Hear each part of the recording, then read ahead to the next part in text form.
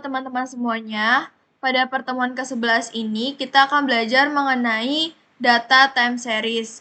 Nah, sebelum itu aku akan memperkenalkan aplikasi Fuse-nya. Jadi Fuse itu bisa dipakai untuk dua tipe pengujian. Yang pertama, data time series. Yang kedua, ada namanya data panel. Nah, ini tuh dibedakan sesuai dengan jenis datanya. Biasanya kalau misalnya data time series itu satu objek dibagi beberapa waktu. Kalau misalnya data panel, beberapa objek dan dibagi beberapa waktu. Nah, jadi supaya lebih pahamnya lagi, kita akan praktek mengenai data time series. Nah, kalian bisa buka di modul halaman 118 bab 11. Nah, jadi di sini pertama-tama teman-teman siapin dulu Excel-nya. Karena kita akan mengimport file, jadi teman-teman perlu disiapin nih. Nah, terus teman-teman ketik dari tahun sampai sini, DR. Nah, di sini teman-teman ditulis dulu.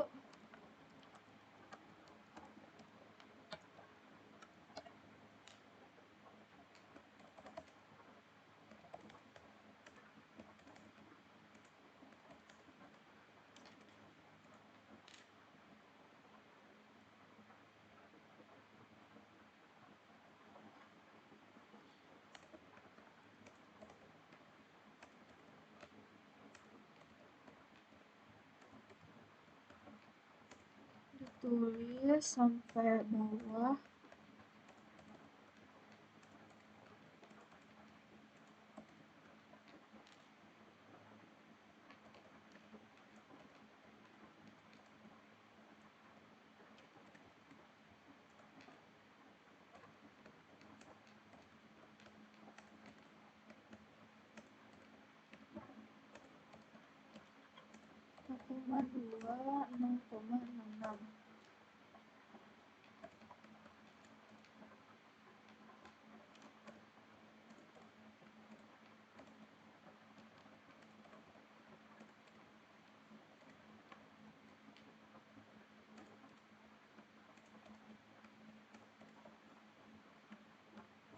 Nah, terus teman-teman pastiin lagi nih datanya udah sesuai dengan yang ada di modul ini atau belum. Kalau misalnya dirasa sudah sesuai, ini bisa kalian buat tabelnya supaya lebih rapi. Tapi kalau enggak juga nggak apa-apa. Nah, teman-teman bisa langsung save aja nih untuk file importnya. Teman-teman setelah mau taruh di mana filenya. Nah, jadi di sini misalnya di file tulisannya misalnya file latihan Fuse. Nah, pastiin save as type-nya itu yang Excel 97/2003 workbook. Kalau udah, kalian bisa save. Nah, habis itu kalian bisa balik lagi ke eFuse. Nah, terus teman-teman bisa klik file, lalu klik new, pilih yang work file. Nah, di sini start date-nya itu kita lihat di soalnya. Nah, start-nya itu kan pada tahun 2000. Terus end date-nya itu tahun 2010. Jadi di sini kita tulis 2000, di sini 2010. Terus bisa di oke-in aja. Nah, terus teman-teman buka lagi di file. Terus nanti pilih yang import. Terus pilih yang import from file. Nah, di sini cari tadi yang teman-teman udah masukin ke Excel. Tadi aku naruhnya di sini.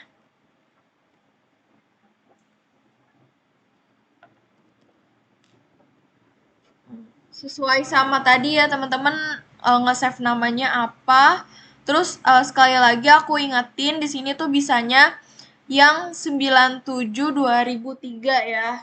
Jadi kalau misalkan pakai tipe yang lain, untuk format filenya itu pasti bakal error. Jadi teman-teman bisa langsung open aja. Nah, di sini pastiin kan teman-teman tadi di sheet 1 ya. Nah, itu berarti dipastiin ini terletak di sheet 1. Terus kalau udah, teman-teman bisa klik finish. Nah, ini langsung klik yes. Nah, di sini akan muncul variabelnya. Sebelum itu kita baca dulu ya soalnya. Suatu penelitian dilakukan mengenai pengaruh pertumbuhan perusahaan atau growth dan kebijakan dividen terhadap struktur modal. Nah, berarti yang akan menjadi variabel dependennya adalah struktur modal. Struktur modal itu biasanya disimbolkan dengan DER, Debt Equity Ratio. Nah, terus nanti yang akan menjadi variabel independennya adalah growth, lalu DPR. Dividend Payout Ratio. Nah, lalu teman-teman bisa balik lagi ke Ifuse. Nah, di sini teman-teman harus ngebloknya tuh di DR dulu. DR, terus teman-teman di keyboard itu pencet shift, tapi shift itu dipastikan selalu ditekan, sambil ditekan, terus sambil dipilih. Nah, DPR, growth. Nah, jadi dipastikan juga teman-teman pilihan awalnya itu adalah variabel dependent, baru diikuti dengan variabel independent. Nah, jadi kan di sini kan tadi saya ngekliknya DR dulu ya. Nah, itu karena dia variabel dependent. Jadi semisalnya teman-teman nanti bakal keacak, itu nggak bisa ya. Jadi nanti dipastikan variabel dependent sama diikuti dengan variabel independentnya. Sambil ditekan di keyboard shift-nya, sambil dipilih.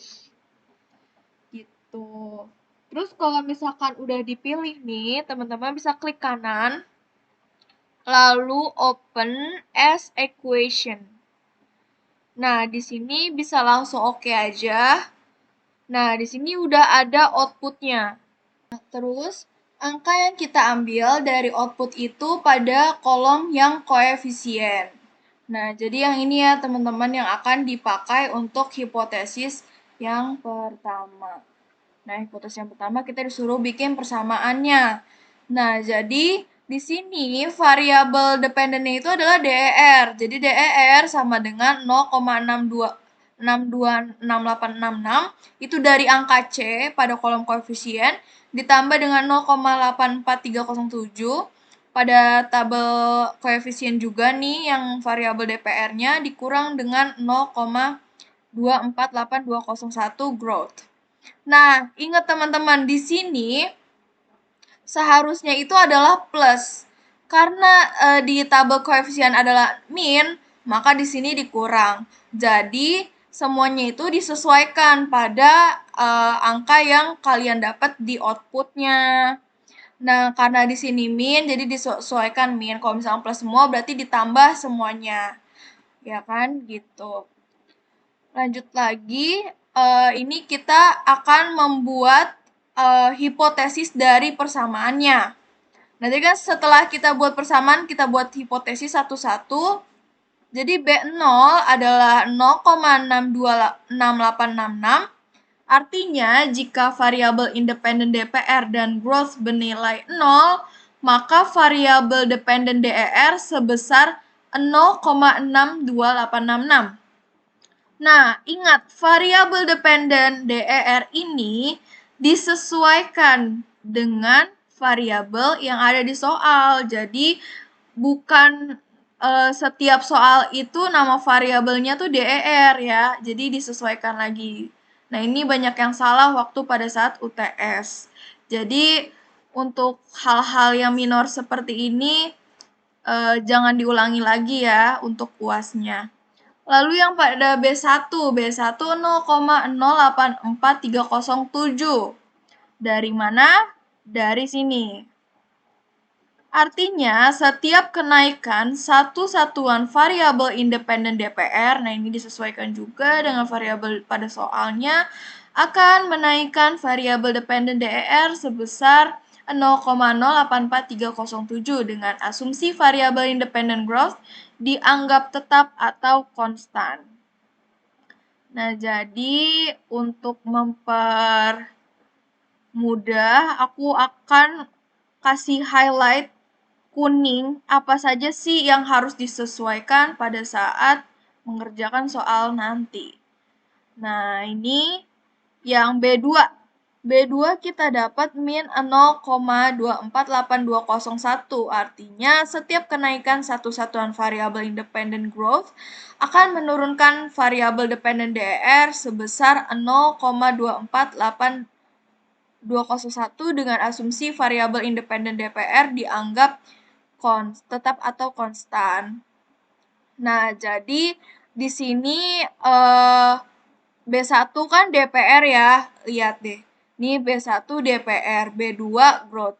Nah, jadi angkanya juga jangan kebalik. Nanti kalau misalkan di sini angka DPR malah totonya angkanya growth. Jadi disesuaikan juga ya B1 dan B2-nya. Nah, ini aku kuningin lagi. Jadi yang dikuningin ini disesuaikan dengan soal yang kalian kerjakan nanti. Takutnya teman-teman hal-hal yang kecil seperti ini masih terulang lagi. Nah, jadi yang dikuning-kuningin ini disesuaikan ya teman-teman. Lalu aku ingetin lagi ini karena dia minus, jadinya dia menurunkan. Ini dia positif, jadinya menaikkan gitu. Oke, selanjutnya akan menguji asumsi klasik. Jadi uji asumsi klasik ini yang pertama uji multikollenaritas. Oke, jadi kita akan cari outputnya. Nah, untuk multikollenaritas ini, teman-teman bisa klik quick di atas ini, quick. Nah, setelah klik quick, teman-teman pilih yang grup statistik. Pilih yang grup statistik, kalau sudah, teman-teman pilih yang correlation. Nah, nanti dia ada list of series. Nah, di sini list dari variabel-variabel soal kita. Lalu diklik OK aja kalau sudah. Nah, di sini yang akan kita pakai adalah DPR dan growth-nya. Nah, nanti teman-teman pada saat mengerjakan di lembar jawaban, teman-teman perlu membuat namanya tuh kolom. Jadi nanti teman-teman perlu digambar nih DPR 1 DPR growth segini. Pokoknya teman-teman digambar ya ini. Jadi gambarnya gak usah berbentuk seperti ini persis, sederhana aja nggak apa-apa. Misalnya pakai kayak gini.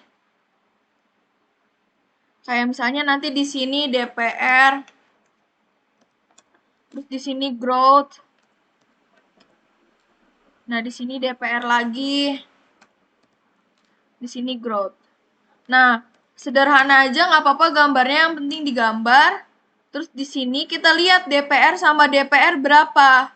Dari sini, DPR sama DPR adalah 1, growth sama growth 1. Nah, berarti kita tulis di sini DPR sama DPR 1, growth sama growth 1.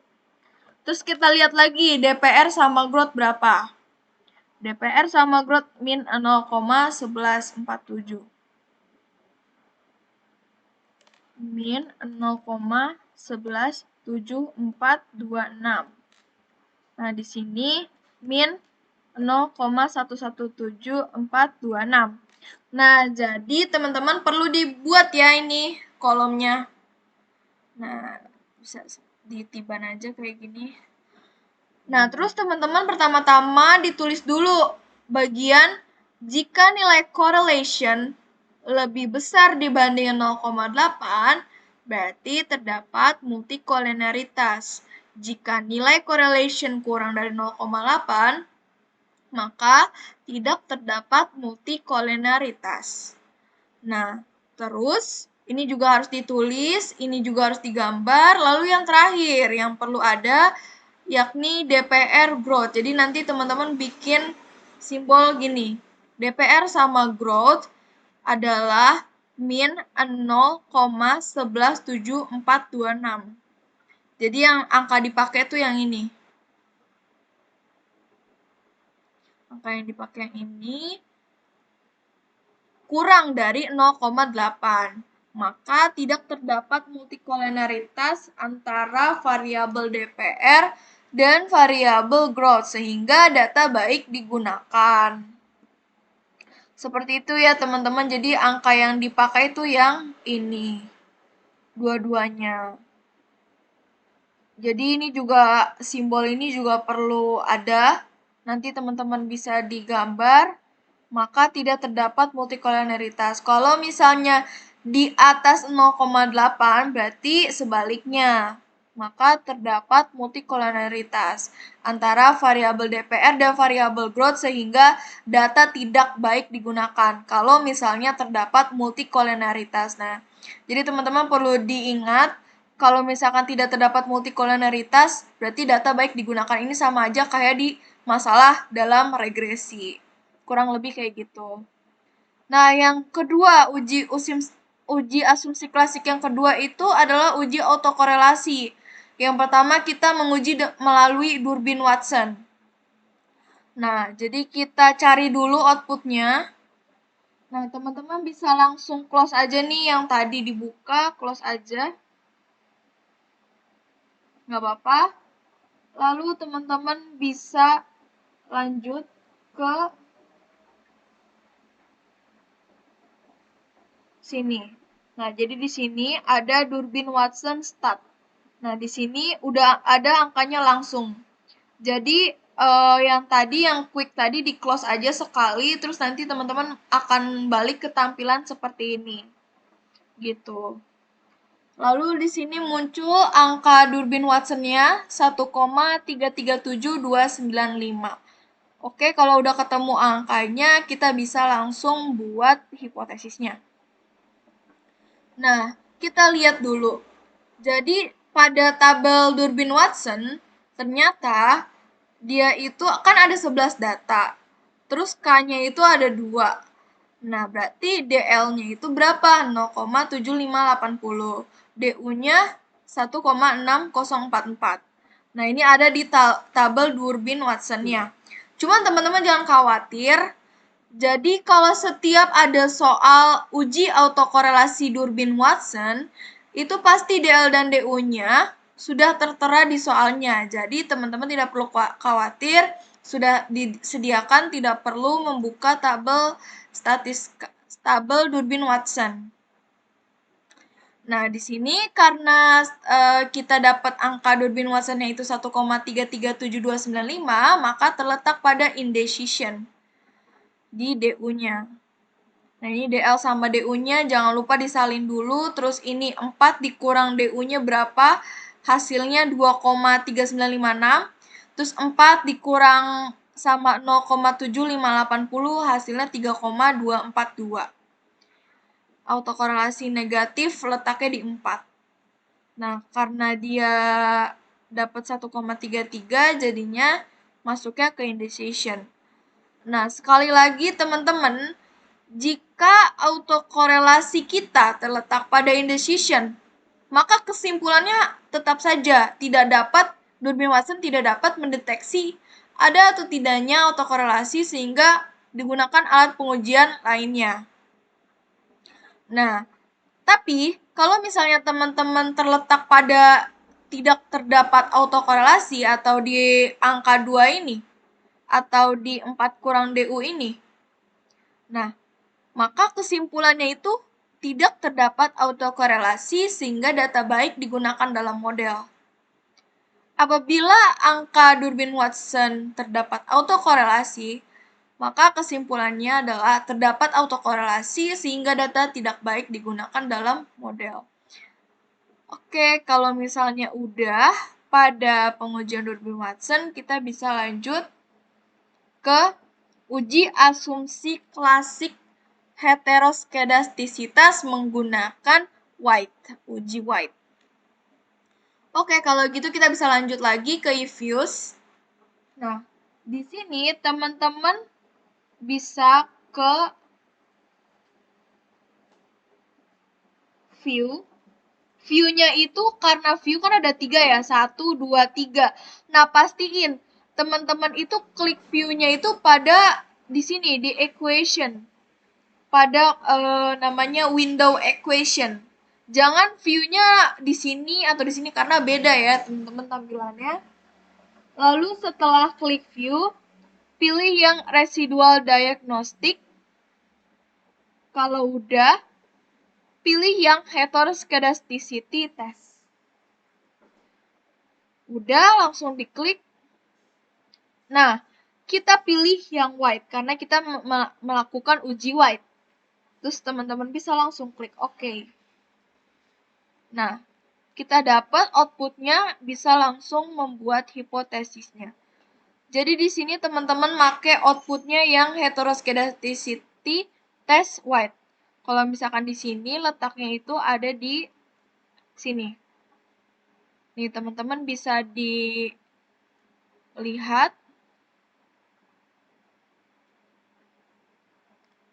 Oke, kalau udah kita bisa langsung buat hipotesisnya.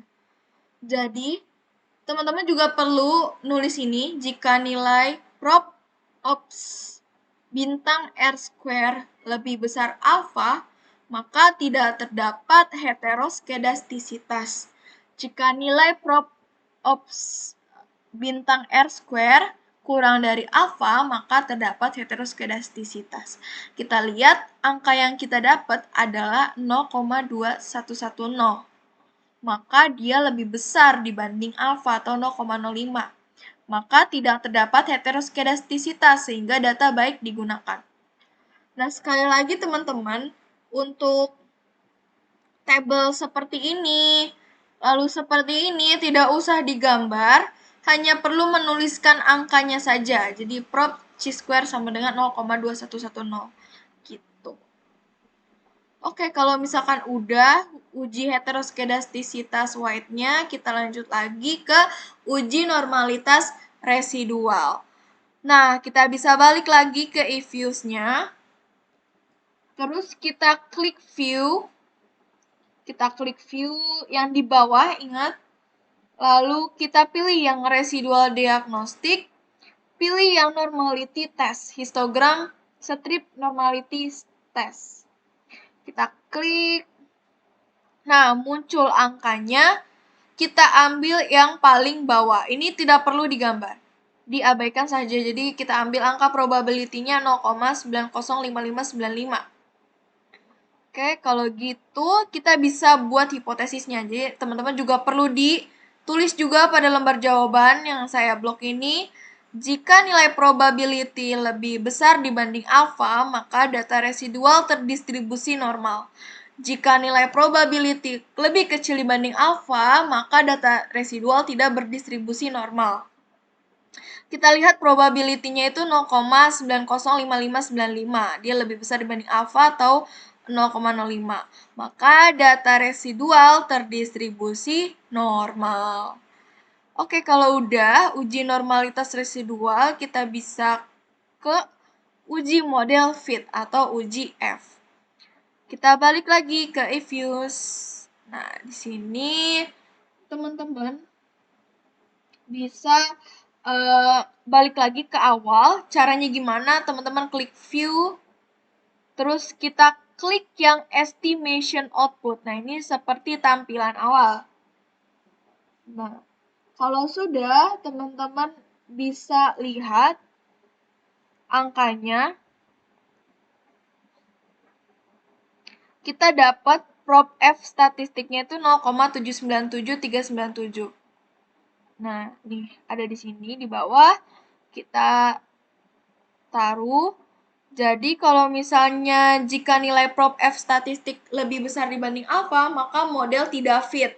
Jika nilai prop F statistik lebih kecil dibanding alfa, maka model fit. Nah, karena dia 0,79737, maka dia lebih besar dibanding alfa. Maka kesimpulannya model tidak fit. Lanjut lagi ke uji T.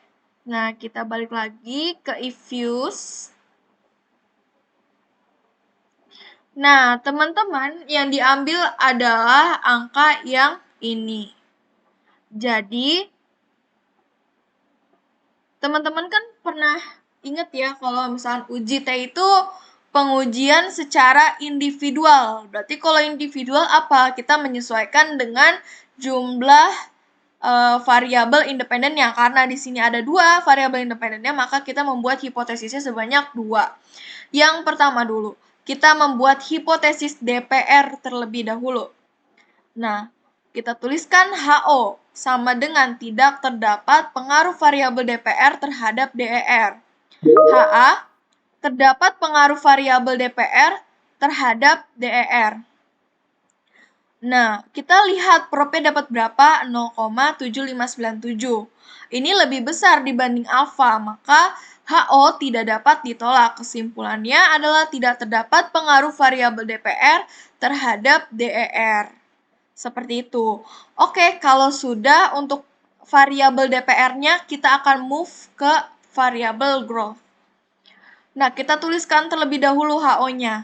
HO tidak terdapat pengaruh variabel growth terhadap DER. HA terdapat pengaruh variabel growth terhadap DER. Kita lihat propnya berapa? 0,58886. Maka lebih besar dibanding alfa sama dengan 0,05. Maka HO tidak dapat ditolak. Kesimpulannya adalah tidak terdapat pengaruh variabel growth terhadap DER. Seperti itu ya teman-teman, untuk uji T dia memerlukan sesuai dengan variabel independennya karena di sini ada 2, jadi teman-teman perlu membuat hipotesis sebanyak 2. Nah, lanjut lagi kita ke adjusted R square. Nah, adjusted R square itu kita lihat pada if use adanya di sini. 0,1181214. Nah, kalau misalnya kita persenin, berarti kan min 0,181214 ini kita kalikan dengan 100%. Nah, teman-teman masih banyak yang keliru nih. Gimana membuat persennya. Jadi kadang-kadang ada yang 1,8 gitu.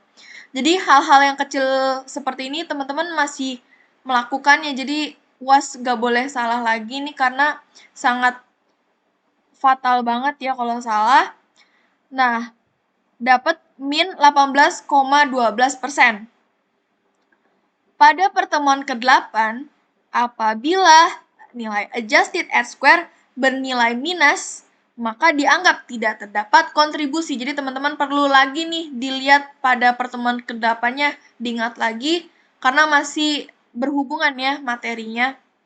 Tidak terdapat kontribusi seluruh variabel independen. Di sini variabel independennya adalah DPR dan growth. Jadi sekali lagi teman-teman disesuaikan variabel independennya pada soal terhadap variabel dependen. Di sini variabel dependennya adalah DER. Seperti itu. Nah, yang terakhir misalnya adjusted R square itu, ini contoh ya. Adjusted R square-nya itu misalnya 0,077.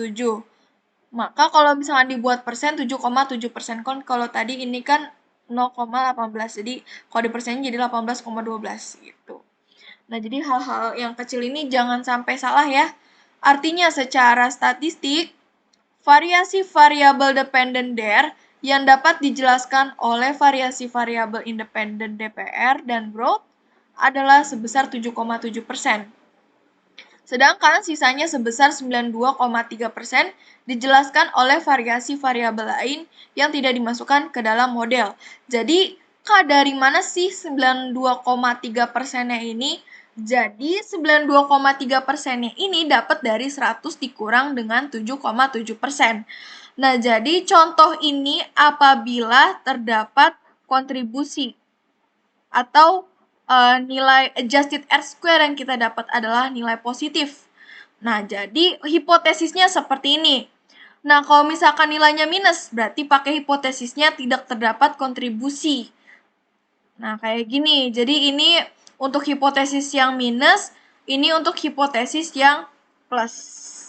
Gitu contohnya, ini hanya contoh aja. Oke, kalau gitu kita bisa move ke contoh soalnya. Di sini ada contoh soal UAS. Nah, soalnya itu Gal Gadot adalah mahasiswa tingkat akhir universitas selalu unggul. Ia ingin melakukan penelitian pengaruh ROI dan leverage terhadap kebijakan dividen. Kebijakan dividen diukur dengan dividen payout ratio atau DPR. Berikut adalah data dari PT Coki-Coki Coklat Asli selama 20 tahun terakhir.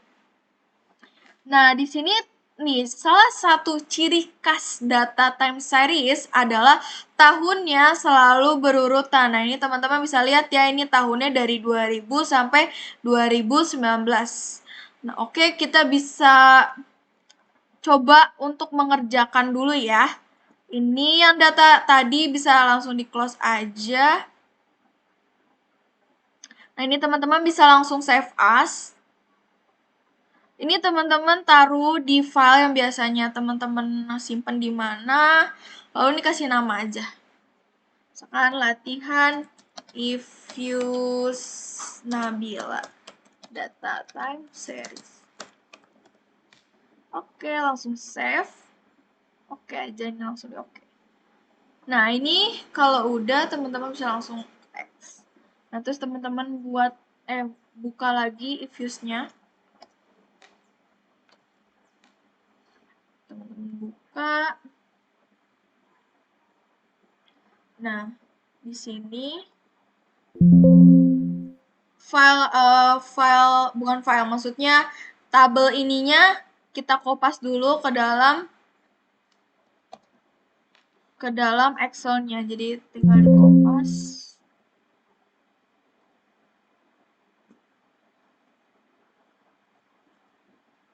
Nah, nanti kalau udah dikopas akan seperti ini, di save as, browse.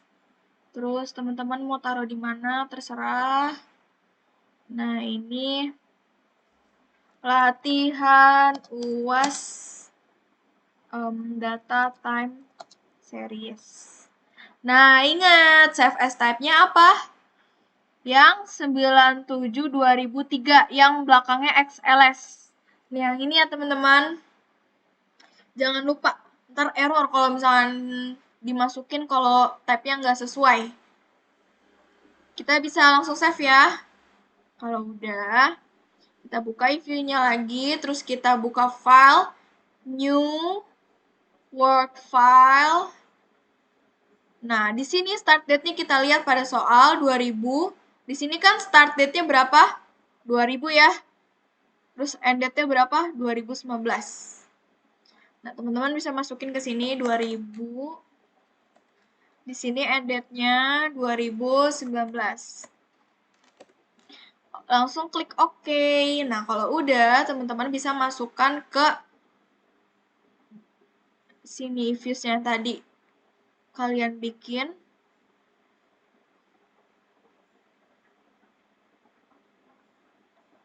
Tadi apa nama filenya?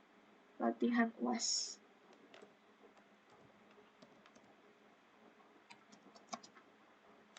Latihan UAS data time series. Klik open. Nah, di sini teman-teman bisa langsung klik finish.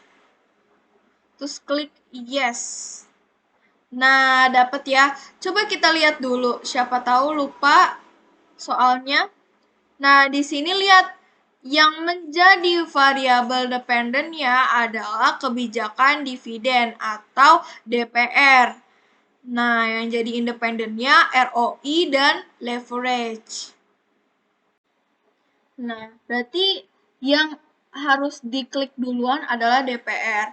Nah, untuk kalau misalnya dipilih satu-satu, itu pakai Ctrl. Tapi kalau misalnya teman-teman mau langsung nge-blok semuanya, itu pakai Shift.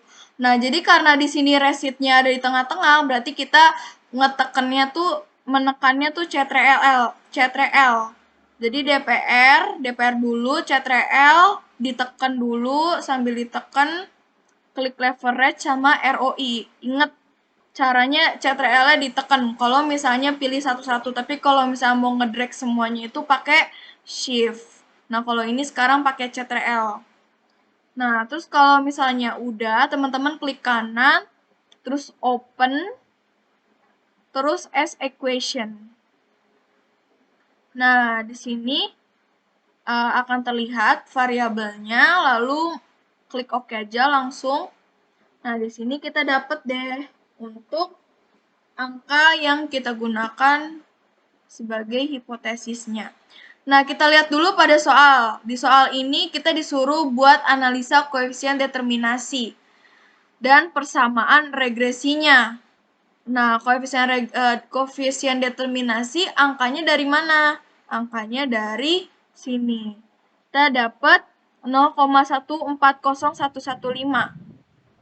Nah, jadi kalau misalnya 0,140115 ini kalau dikali 100 jadinya 14,01115%. Artinya, secara statistika, besarnya variasi variabel dependen DPR yang dapat dijelaskan oleh variasi variabel independen ROI dan leverage adalah sebesar 14,0115%. Sedangkan sisanya adalah 100 dikurang 14,0115. Coba kalian hitung di kalkulator, pasti dapat hasilnya 85,9885%. Dijelaskan oleh variasi variabel lain yang tidak dimasukkan ke dalam model. Nah, lanjut lagi ke persamaan regresinya. Ingat, persamaan regresi itu rumusnya adalah variabel Y sama dengan nilai C ditambah nilai koefisien variabel X1 ditambah nilai koefisien variabel X2 ditambah error. Nah, sekali lagi kalau misalkan di sini error adalah hal yang wajib dalam persamaan regresi. Seperti yang sudah diajarkan sebelumnya, persamaan regresi ini harus ada errornya. Gitu. Nah, oke, langsung kita masukkan ya angkanya teman-teman. Oke, supaya gampang kita kopas dulu angka yang tadi kita dapat pada ifuse. Nah, jadi teman-teman perlu lihat yang bagian atasnya. Nah, di sini kita kopas dulu. Nah, dapat. Coba kita lihat bagian C-nya. C-nya itu 1,67873 nih yang ini. Ini ya.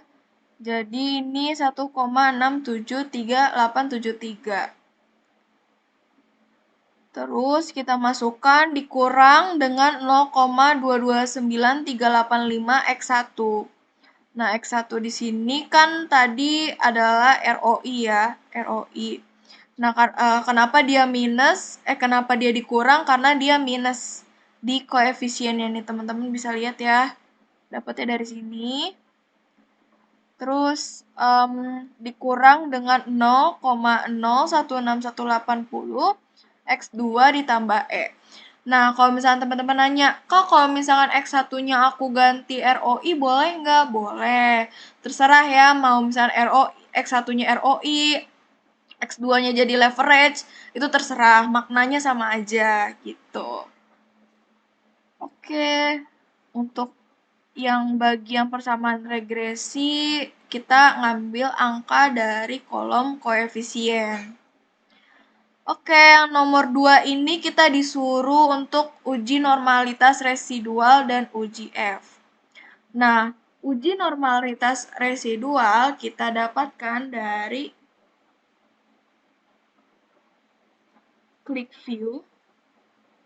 Lalu teman-teman bisa klik residual diagnostik, pilih yang normality test.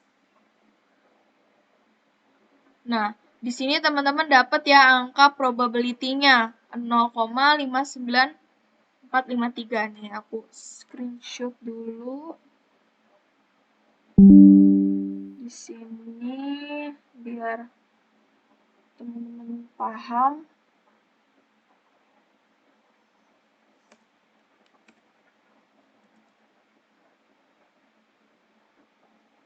Nah, di sini terus kita ambil angka yang ada di sini, probability-nya 0,59455.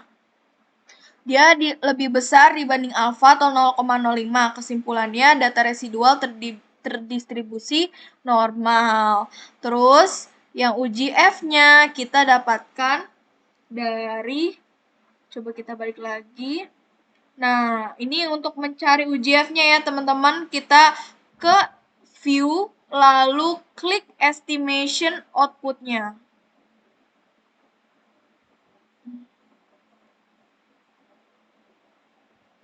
Nah, kalau sudah teman-teman bisa lihat berapa angkanya yang prop F statistik 0,107,685. Nah, oke kita screenshot aja.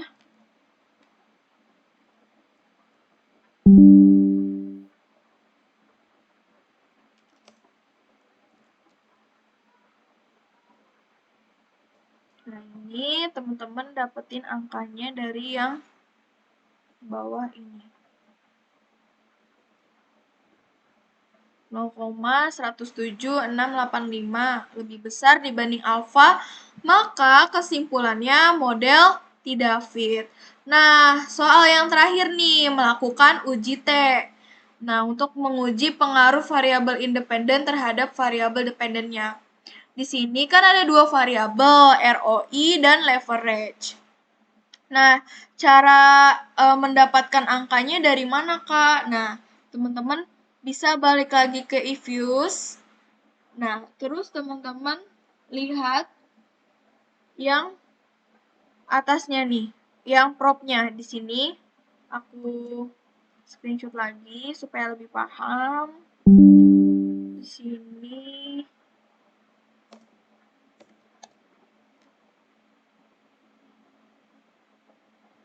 ini aku buletin dulu yang mana yang dipakai, yang ini ya. Nih, jadi teman-teman makainya yang prop. Jadi, ROI, HO tidak terdapat pengaruh variabel ROI terhadap variabel DPR. HA terdapat pengaruh variabel ROI terhadap variabel DPR. Maka propnya itu 0,0470 kurang dari alfa 0,05.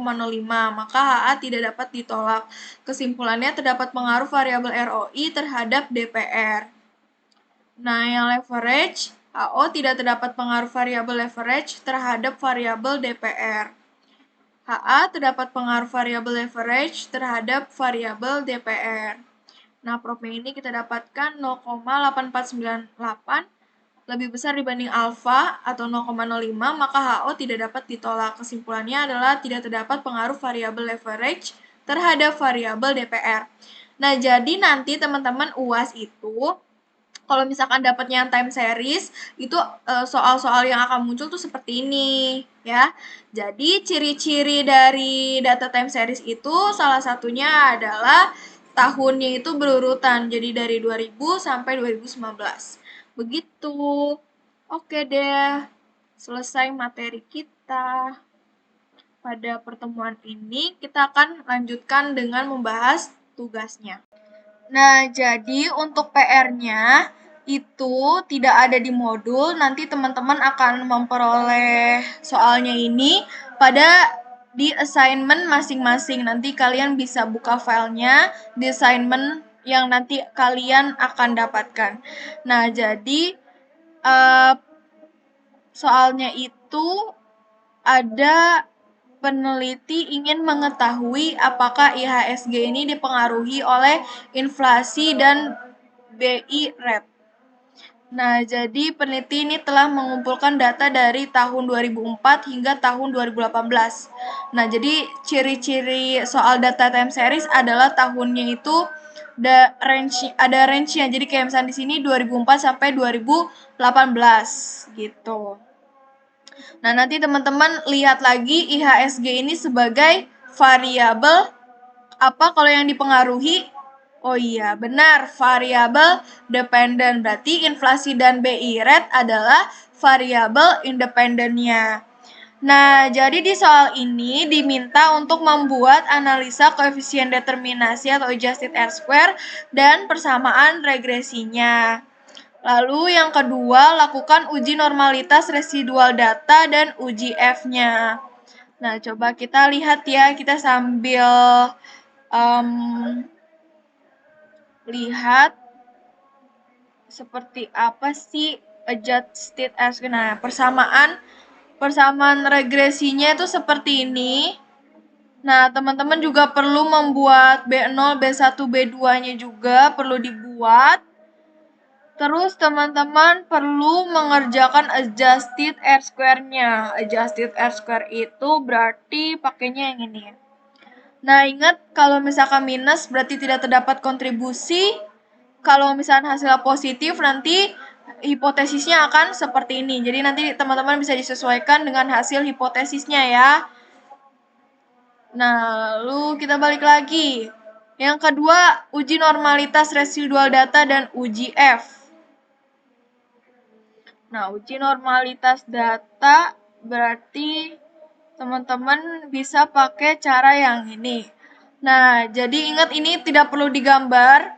Ini hipotesisnya perlu ditulis. Lalu kesimpulannya angkanya juga perlu ditulis. Ini tidak usah digambar. Jadi probability sama dengan kayak gini aja. Nggak perlu digambar, oke? Terus tadi disuruh untuk membuat uji F. Nah, ingat teman-teman ini juga perlu ditulis dalam lembar jawaban kalian. Lalu angkanya saja tidak perlu digambar. Nanti angkanya Prof F statistik dapat berapa, lalu kesimpulannya apa. Nah, lanjut lagi ke soal ketiga, uji T. Nah, uji T, ini ada berapa variabel independennya? Ada 2, berarti kita buat hipotesis uji T-nya sebanyak 2 kali. Coba kita lihat ya uji T-nya. Nah, ini untuk hipotesis variabel pertama. Dan ingat, teman-teman variabel DPR dan terhadap DER-nya ini disesuaikan ya sama soalnya ya. Tadi, nah ini ada 2 nih, uji T. Oke, segitu dulu untuk pertemuan kali ini.